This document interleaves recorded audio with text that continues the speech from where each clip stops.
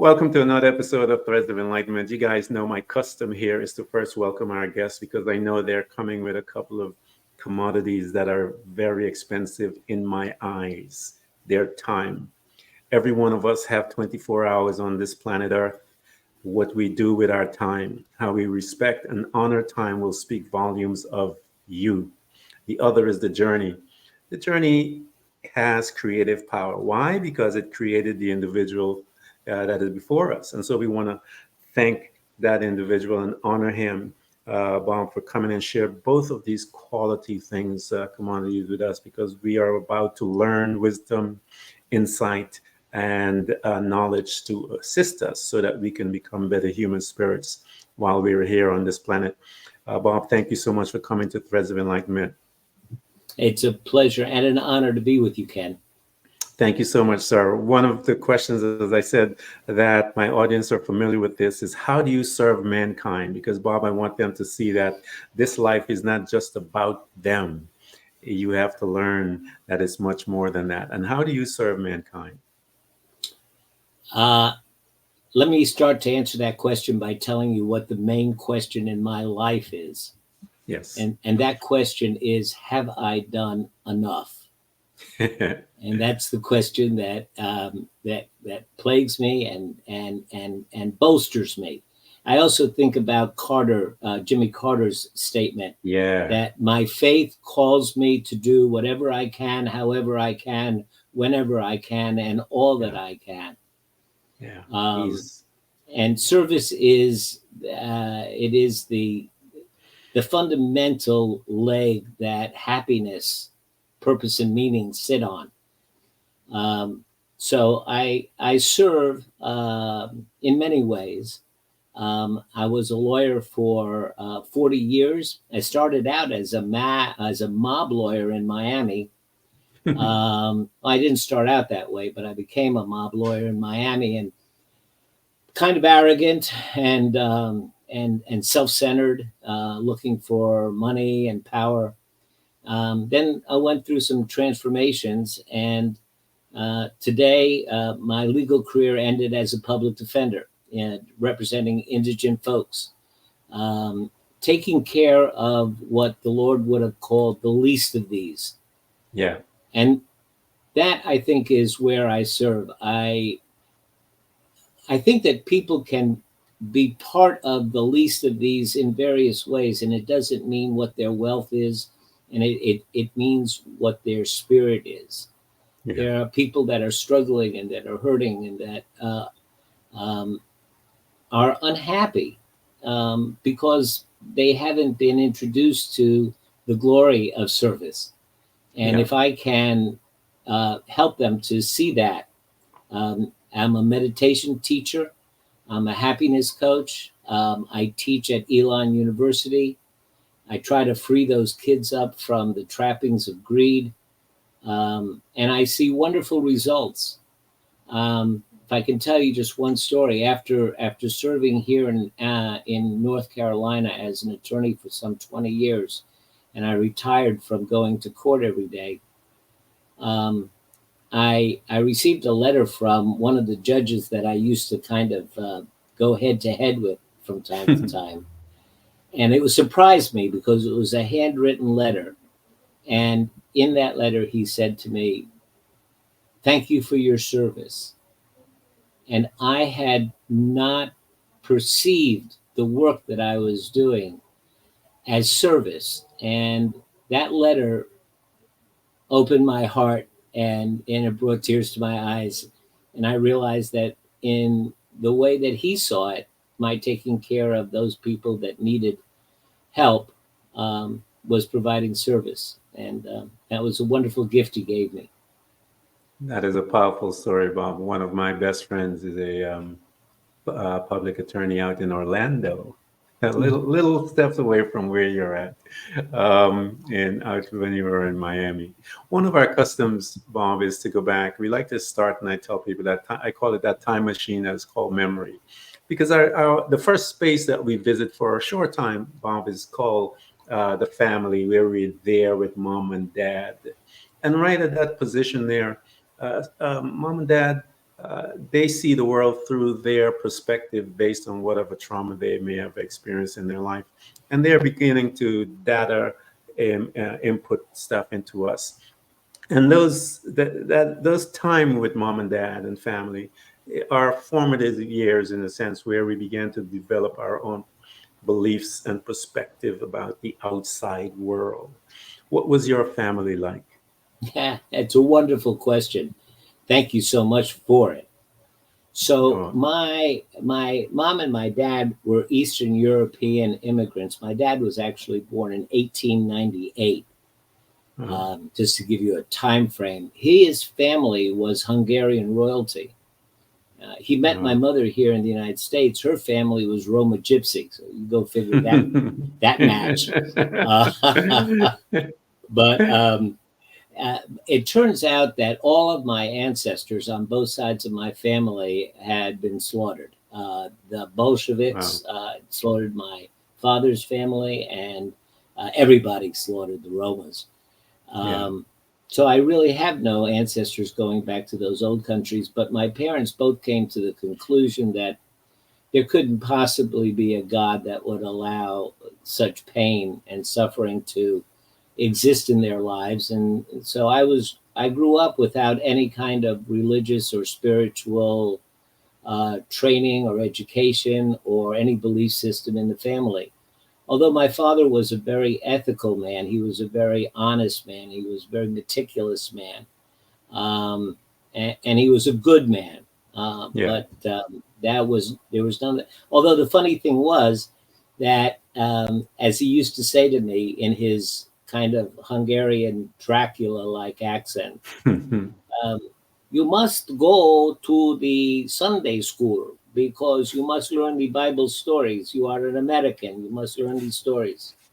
So he would take me to churches, and I would go into the children's Sunday school Yeah. and listen to the stories. And quite frankly, to listen to things like Noah's Ark and the like at that time was kind of Disney to me. But there was Yeah. something that no matter where, and we grew up in a carnival, we were the cotton candy popcorn trailer. Yeah. And wherever we went, whatever city we were in, whatever church he brought me to, there was this consistent message that they kept giving me, and that there was this somebody. I wasn't quite sure exactly what he was, but it was this somebody that existed somewhere in the universe, and that he loved me. Yeah. He loved me profoundly, and that there was nothing I could do that would shake that love. And, that was something that entered my heart and stayed with me all of my life. And it got me through a lot of the dark periods. But to progress the story, at 15, I read a science fiction story by Isaac Asimov called The Last Question. Hmm. And he spoke about entropy. And he Yeah. said that entropy, I looked it up, and the physical law of entropy says that things will fall into disorganization unless acted upon by an outside organizing force. So I went to my father and I said to him, well, the universe seems kind of organized, Dad. What do you think the organizing force is behind all that? And he looked at me and shook his head and goes, silly, silly question. But that started me on my spiritual journey of seeking. Yeah. So life goes on, and I grow up. I become a lawyer. I work for Janet Reno in the Why did state's you do a attorney. lawyer, Bob? What was it that's directed you in that direction versus an accountant, a doctor? What was it that sent you towards that direction of a lawyer? Yeah, yeah. So that is a real woo-wee story. So I had a football scholarship to Boston University, broke my ankle, flunked out, was going to another school to take restaurant management because we were the cotton candy trailer, uh, and and I became a hippie. we're talking 1968, 1969, 1970. And we had a hippie pad, and there was this fellow named John Berman. And we Mhm. would always get into these arguments about the Vietnamese War and Cambodia and Nixon and the like. And John's job was to read the New York Times and the Washington Post and be our library. Yeah. And he kept telling me I should be a lawyer. And I should be a lawyer. And I go, oh, stop. All I want to do is sell hot dogs on the boardwalk in the summer and do nothing in the winter. Yeah. And all of a sudden, John disappeared for about 2 weeks. And then he came back, and he had an envelope. And in the envelope was a postal money order to the Educational Testing Service for $356, which was the entrance fee to take the law school aptitude test. Wow. Where'd you get the money, John? I got a job. Oh, you're working. He says, no, I quit. I just wanted to earn enough money so you could go take this test. Wow. So how could you say no? I couldn't say no Yeah. to that. So I took the test, and some law school accepted me, and that's how I became a lawyer. Wow, that's a great story, man. Yeah, it That is is. something that is not a common story, that Mm-mm-mm. someone saw that in you, that stepped out to that degree and came back in to offer you something that they felt you I should should go do. through, not you. That's Mm-hmm. interesting story. And the kicker to the story is that John was a heroin addict, and we had pulled him out of shooting galleries 2 or 3 times. And when I was accepted to law school, he Yeah. stopped using, came down to Miami with me, and got a job. And he went to community college to become a paralegal.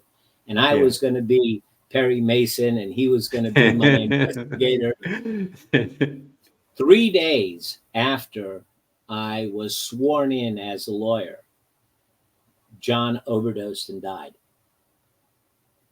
He stayed with me from the moment I got into law school all the way through till I was sworn in.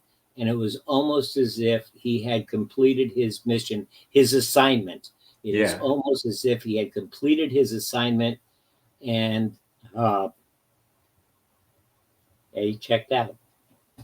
Let me ask you a question, Bob, because Mm-hmm. he's a pivotal piece in your life, at least in the beginning. How did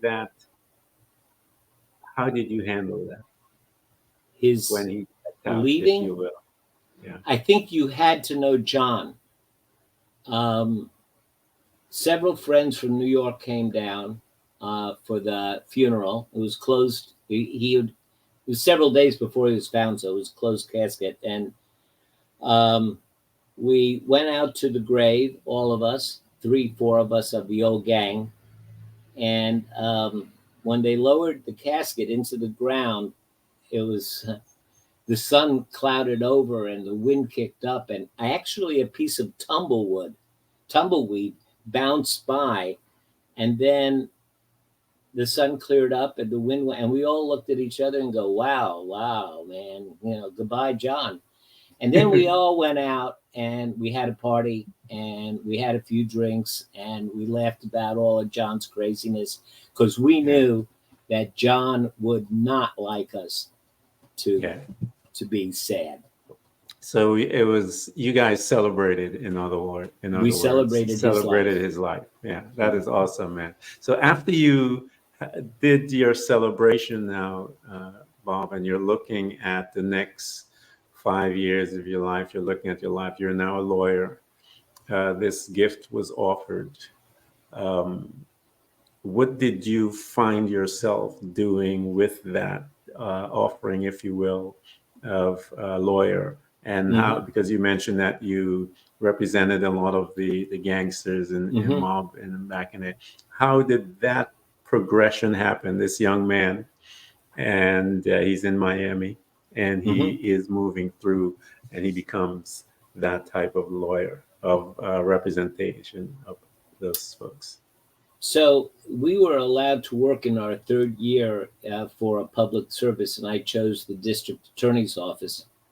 And by the time I graduated law school, I already had 2 jury trials under my belt. And I guess John was right. I was pretty good at what I did. And after about 5 years, joined, the state's attorney's office and the feds formed a federal task force. We hit the mob up for 72 million bucks.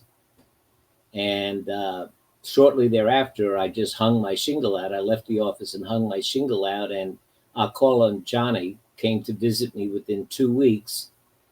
Basically, he said, you got to be pretty good to get that much out of us. Is it okay if I start sending you? I want to send you some clients. So I want to clarify. I was never consigliere, not like that.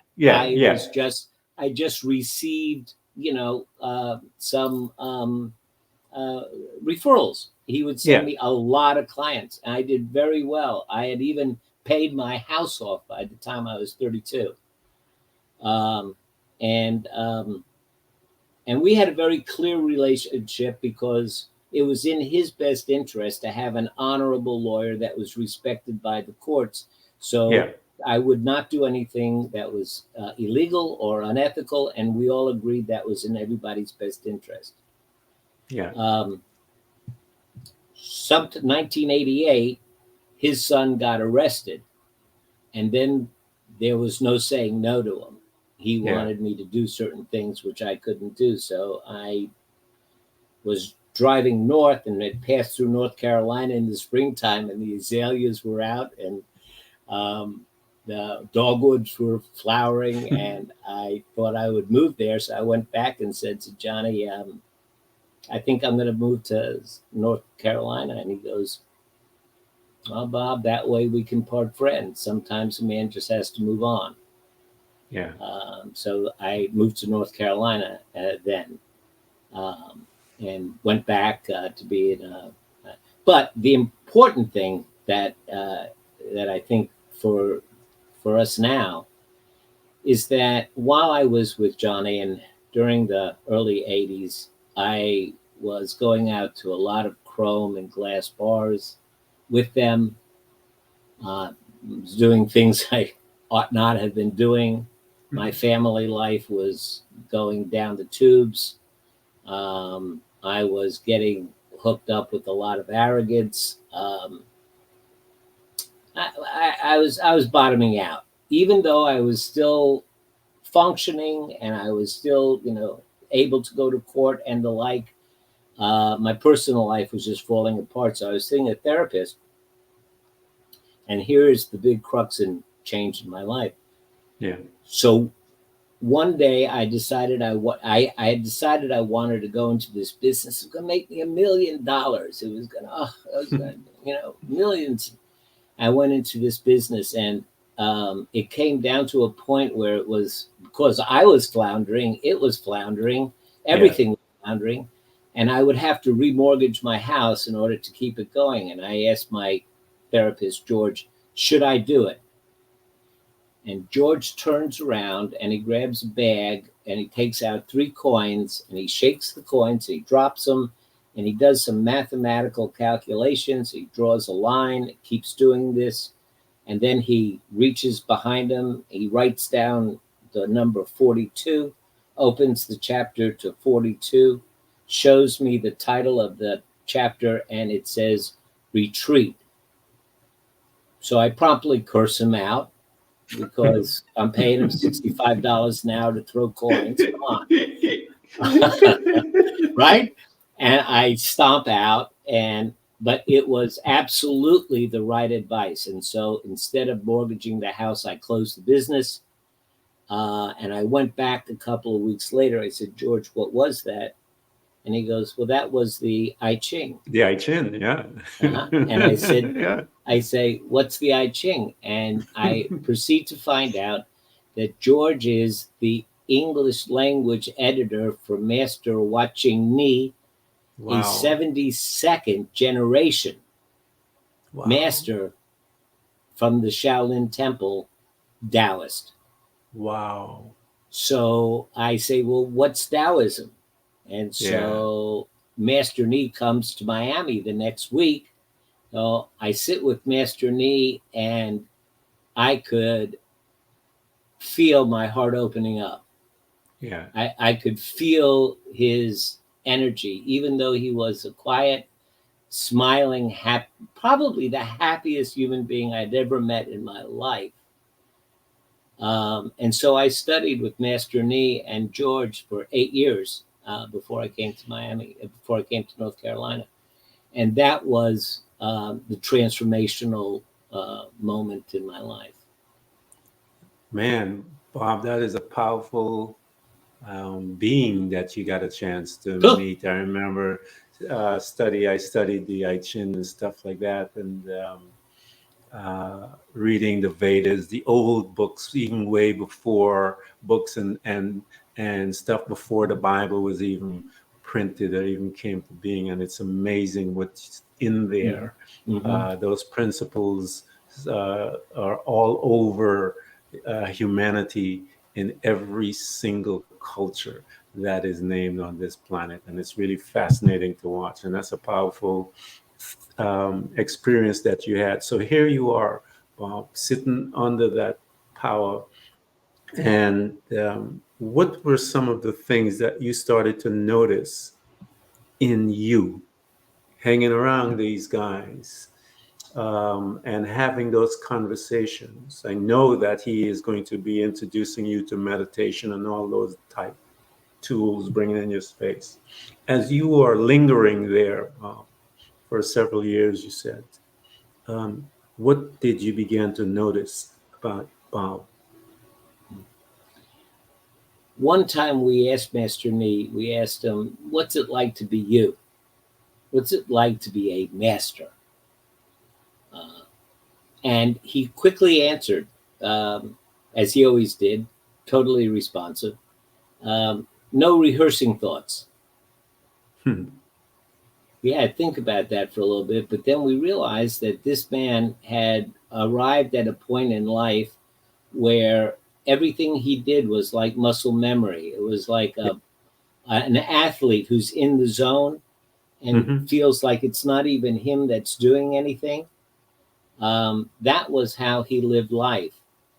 So, um, engaging in the practices, especially the practice of the I Ching on a daily basis, began to teach me how to. Everybody wants to go with the flow.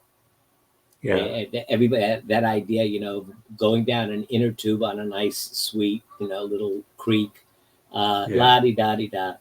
But going with the flow is much more profound than that. First, you have to recognize what the flow is, and then you have to have the wisdom to align yourself with that flow. Because Yeah. sometimes the flow is conflictual. Yeah. Sometimes it promotes what you want to do. Sometimes it restrains it.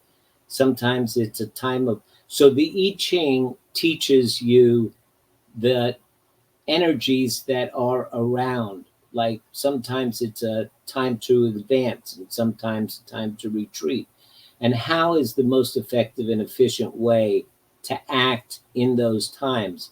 So I started to notice as I practiced and I studied with the I Ching, I began to be able to notice the energy that was around. So if nobody was listening to me, I learned to shut up. Yeah. Yeah. Basically.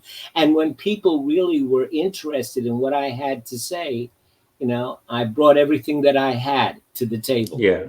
Yeah. And so I started to do that, and slowly I began to sense and feel what being responsive in life and going with the flow felt like. And that Yeah. inspired me and motivated me to really take on meditation as a constant practice and move forward. Yeah. Meditation saved my life, Bob. Mm. I was in the midst of corporate America, like everyone else, rising up, going up the ladder, chasing the power and the money and the all the things that they tell us that that's what we ought to chase, because they say when you get those things, you're going to be happy. You know what I mean? Hmm. And we know that that's an illusion, because things never make one happy. Hmm. Things are just some things, but the lasting effect of the internal compass that we have, things have nothing to do with it. And so it saved my life. So here you are, you incorporated meditation in your life, and it become your practice. As you're now moving through your life, you've bringing all these tools, and you're heading out in your personal development, if you will, the terminology that they use, and you're learning more about you, Bob. Um, what did you begin to aspire to do from out of you? It comes where you see that you are, it's more than something, because I tell people there's this unrest that sits inside your chest that Hmm. refuses to Yeah. move, and it is pushing you forward, and it's kind of pulling you to come. When those things began to sit in your chest, Bomb, what did you begin to notice it was taking you to, and how did you resist, and when did you learn to surrender to the flow, if you will? So I think that would have been 1999. Um, Yeah. so I am still doing criminal work, but I'm doing it as an appointed attorney taking care of indigent people. Um, and I'm noticing that they are going through a revolving door. Yeah. And it hurts me that I spend some time, get to know somebody, even if they've made a mistake in their life, and even if they're charged with a crime, and they would go off and do their penance, and then I would see them again and again, and that hurt me. And I said, "There's something that I'm not providing here." I, I wanted to make. I guess what you talk about, that thing that was sitting in my chest, Yeah. is wanting to make a difference in the lives of these people who came before me. Yeah. You know, and so I closed my practice in '99. I shut down, and I went back to school, and I got a master's in social work, um, to be able to more holistically understand the psychological aspects, therapeutic aspects of what it means to be a human being. Yeah. And went out, I did some addiction counseling till I got a handle on the skill, and then went back to taking care of these folks. And I approached it with a completely different state of mind. Rather than being focused on what the result is for their court case, my focus was whatever may happen to this person, whatever consequences may result in their life, let them leave my presence feeling that they've been heard, feeling that someone loved them. And even if they're not happy with the results, let them understand the fairness, the equity, if there is any, or this how the system works and why they wound up getting the consequence they got. And if they can leave with that, having been heard and loved, then maybe they're not going to keep that narrative against the system and that internal victimization. Maybe that wouldn't keep gnawing at them. And Yeah. maybe when they finish this particular bout, they wouldn't come back. And it's only anecdotal. I can't tell you, from statistics, but my sense of it is that fewer of them came back after that. Well, that's some serious statistics, Bob. Just anecdotal. Because if you, yeah, you stated before that there was this revolving door, Hmm. and even if it's a few, those are Even some. if it's a few. That's a And damn good statistic, I mhm. would say. And when you saw that, because again, I'm sure you incorporated a lot of the mindset that you gain from your years studying the I Ching and being in those powerful presence of those men. I'm sure you're bringing in that mindset piece, you're bringing in the psychological piece from the studies of educational piece. As you begin to merge them, synchronize these two, perception dealing with the human condition, uh, what did you begin to notice? You said there was a few. It slowed down the door, if you will. What did you see happen to cause that slowing down from the folks? What was the language? What was the conversation with them after that? I don't know that I had many conversations with the same people, but I have learned very profoundly that being heard is just so important. Yeah. It's just so important. A little funny ditty with my wife once. She kept telling me things, and I had to stop her at one point and said to her, "Hey, honey, look, um, is it more important to you to say what you want to say the way that you want to say it, or is it more important to you that I understand what you're trying to tell me?" Hmm. Well, of course, it's more important that you understand what I'm trying to tell you. 100%. So I said, Of course, Bob. I "Of don't know why course, you asked of that course, question. of course." So, so I said, "Well, you're going to have to tell me a different way because I'm not getting it. Um, and we, if we're going to be compassionate, empathic people, we have Yeah, to get a feel of what's going on over there, so that we can yeah, talk into the listening and at the space, at the pace, and with the level of language that is heard. And then we have to sit back and listen to folks. yeah, If I could, just one little story. I had a yeah, client yeah. who came over in the Mariel boat lift when I was still in Miami, and he was a political prisoner under Castro, and was forced put onto a fishing boat and came back to Miami. Anyway, when he got here, he went out and he committed several armed robberies. I came to represent him, and he was looking at several life sentences, and I worked out a plea for 12 years.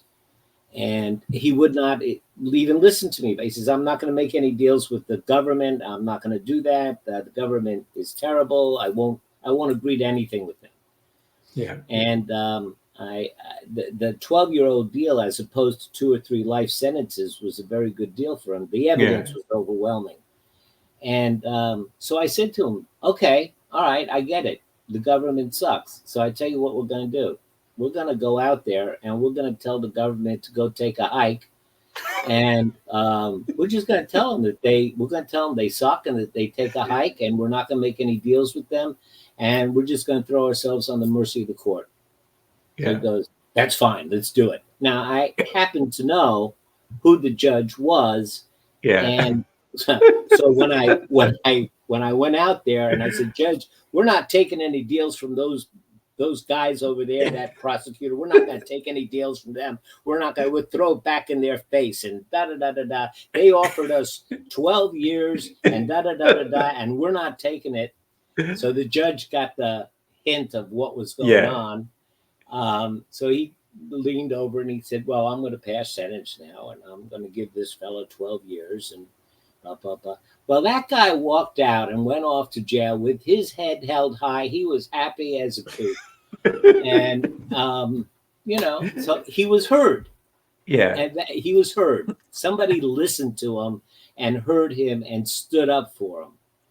And that's, I think, one of the greatest, um, most inspiring acts of being a lawyer, is that over yeah, and over and over again, you get to stand for somebody or yeah, stand for a cause. It might not be your cause, it might not be you, but you get to stand for something. And yeah, usually it's a person. And that is just a spiritually inspiring moment, Yeah. you know, to put So everything here that you you are. have. Yeah. So here you are, Bob. I mean, you're working with folks that can't really, we label them the indigents and so forth, the less than, those that, as we said on the onset, working with those that when Jesus made the statements about the type of people. Here you are. You're working with these people. You're finished. Your day is done. You had several cases. You're home. Um, what was Bomb? What was happening to Bomb? So in 2015, I had a heart event. It slowed me down for a Yeah. bit. And I said, maybe this is 2015, I'm 65 years old. And I said, maybe I've had enough. Maybe this is time to retire. So I did. And within 2 months, Elon University comes along and says, would you come and teach our undergraduates business law? So when I got there, I found that they had a whole spiritual center. So my head was more Yeah. attracted to the spiritual center than it was to Yeah. teaching business law. So I hung out a lot over there and kept asking about meditation. And so we formed a student meditation group and started doing some other things. And even though I was teaching business law in the business school, I was on campus with meditation and the like. And so finally, I formed an employee a resource group for the faculty and staff. And now I'm the mindfulness coordinator for the university. And it was my intention to try to create a culture of mindfulness in the Yeah. university. And it's making a difference. It's beginning to grow. And because college students and so many people are so stressed out today. Yeah. So these are my new people, I'm my glad, new man. folks. I'm And it, glad, Bob, because that's necessary because mhm, you have 4+ years of data stored there. As far as I always tell people, there's the lab and there's the theory, if you will. You have theory in you 4 years plus. No one incorporates the lab. And to me, when it comes to education, mindset training is the lab, Bob. A lot of kids have the theory, but they don't have the lab. And when they yeah, get out there, they falter, they're all over the place, and they don't have the mindset that is necessary to move them through being all over the place. And they become something else. So I take my hat off to you for having that and for the university to make that available to the kids, because I think that is probably much more important than just the theory. Because if you don't know how to apply the stuff with as far as the mind, because that's the playground, Bob, you hmm know, and for you to be able to witness some of that, talk to us about some of that, because you get a chance. I'm sure you do get a chance to see some of the kids that are coming in, and they're all over, and when they began to sit and began to get under the power of meditation, and I tell people meditation is about teaching you how to control your thoughts and becoming one that can choose which thought you want to go to hmm progress forward hmm versus having all of this stuff coming at you. hmm hmm So talk to me as you began to teach them how to turn the knob a little slower to fine tune the thoughts. And what did you hmm witness with these kids as they began to apply yeah, the yeah, information that you brought to them? yeah. So my when I give them the certificate at the end of the course, the big seal in the middle says, "You are not your thoughts." Yeah. That's it. And It's powerful. and to watch them move from being their thoughts and having no access to what thoughts they have, to help them discover and explore this observer state of mind, where you Hmm. can actually watch your thoughts and eventually learn how to organize your thoughts. And it gives you the same peace of mind as kind of organizing a messy desk. Yeah. You might have like all kinds of stuff all over your desk, and you may spend some time, and it's very stressful, but then you spend a little time just organizing it and putting it into files and sorting it out. You may not have completed any task, but you are much more de-stressed Yep. because it's all in order. And Hmm. that's kind of the process. As once they get the basic skills, you start labeling thoughts and labeling feelings, and organizing it, and you start to see them have access to their thinking, and also to deconstruct their emotions into nothing more than a thought and a body sensation, so that they're not driven by it. They can choose, Yeah. certainly, to be angry. They can choose, to be sad. But like the Irish say, I love the Irish expression. They don't say I'm sad. They say sadness is upon me. That's how a lot of the ancient um, people would speak in, as far as stuff, because I remember some of that in my culture from the uh, West Indies. My dad and my mom and my grandmother would say, "Sadness has come upon me," or "Sickness has it has come come upon me," upon me. and Yeah, stuff like because that. So, it's a yeah, recognition that it's a passing thing that's here yeah, now and may not be here later. Whereas before they were so stuck in it. If I'm sad now, I'm always going to be sad. If yeah, I'm so it's very wonderful to see them break those chains. yeah, Um, and So there's one other little piece that I'd like to share, if I may. yeah, yeah, yeah. So Please. so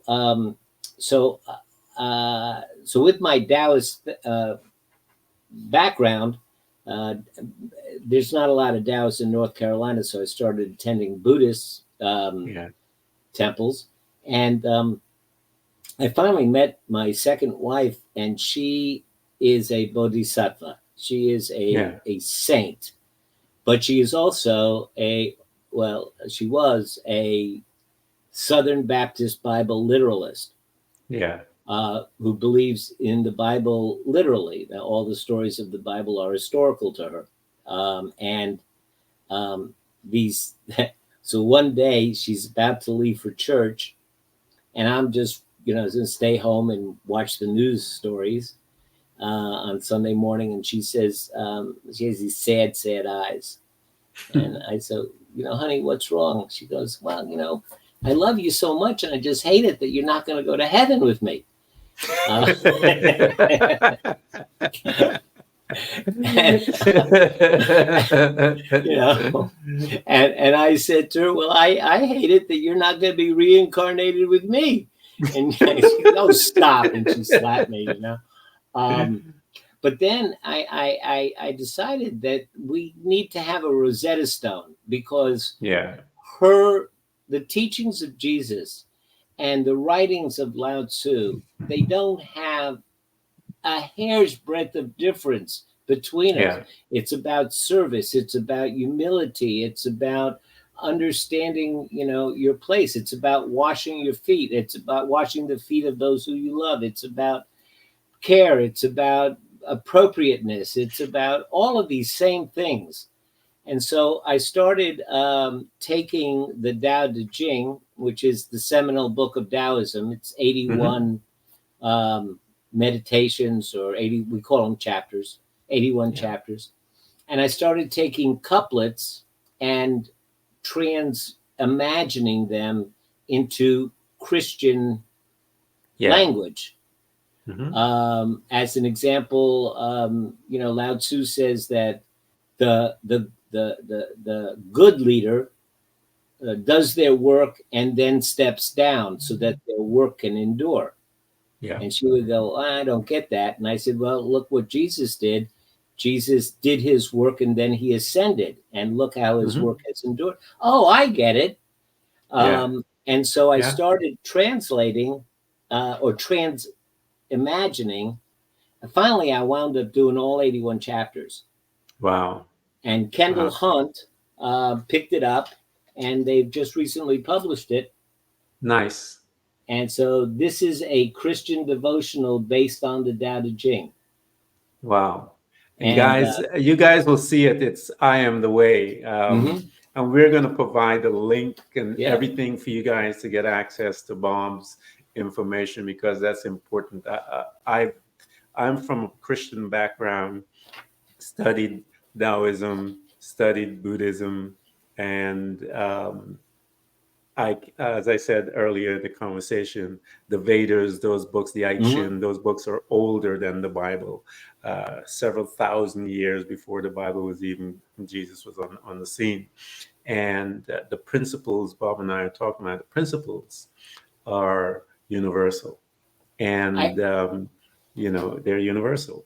It's just how we speak about it and the language that we use. And what Bob did was took the language that is in from a totally different belief system and kind of bring it and show you with the spirit, with the Christianity piece of it.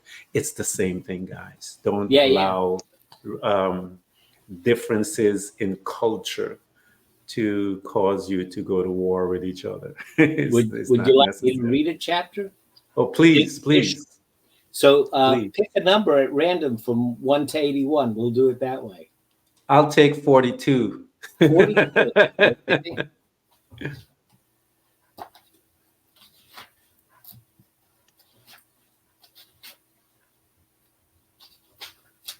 I have the book, by the way, Bob. I read that book myself as well. I love his writings, and I have a library of his.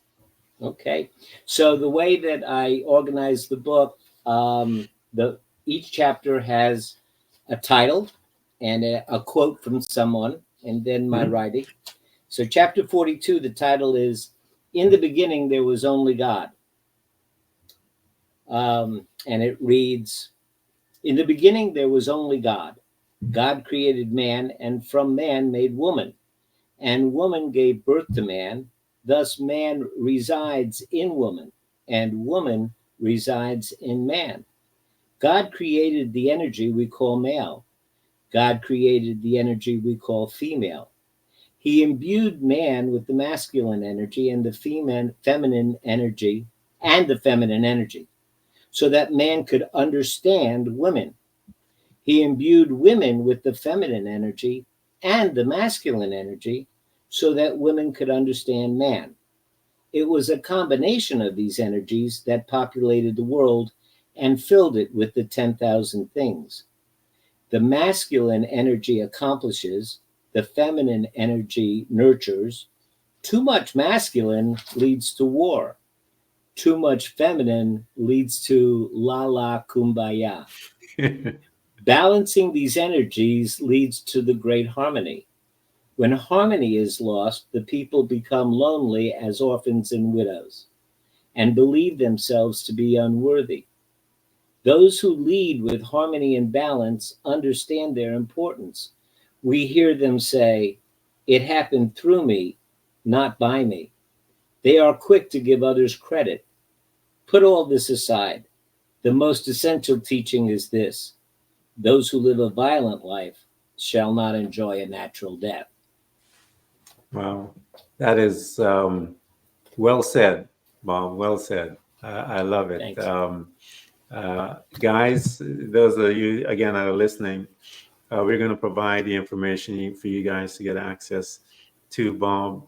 And one of his gift, if you will, his assignment is to bring information to you about mindset training, and he incorporates it a different way. And so we have this program of Threads of Enlightenment to bring all these different type of people together so that those that you are, and I always tell people about the ones that are listening, learn to become hearers, because the hearers are the one that will change their life.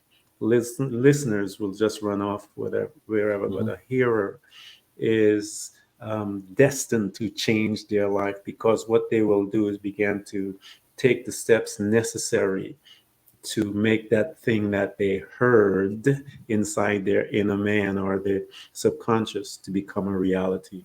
We're going to provide all of Bob's information for you guys to get in Oh, there, thank you. and that you will learn from him so that you can change your reality. Bob, this has been a good one, man. I told you I was going to try and pull all as much as I can, You can did. out of You, you. you got it all.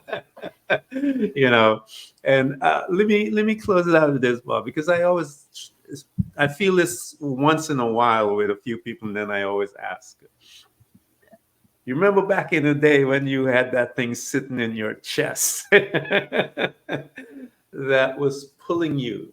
Hmm. What is it that you sense within yourself now, in today's world, that you feel a sense of like pulling you, just beginning to, it's not, it's just there, just a little tapping on you, going, yeah, I need to expand you a little more. What is it, Bob, that you're beginning to feel within yourself?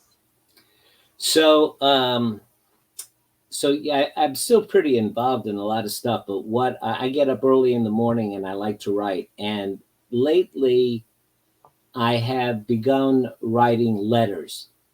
Um, uh, something in passes across my consciousness that grabs my attention, like somebody that is feeling unworthy. Yeah. And so I'll sit down and I write a letter to my friend who's feeling unworthy, Yeah.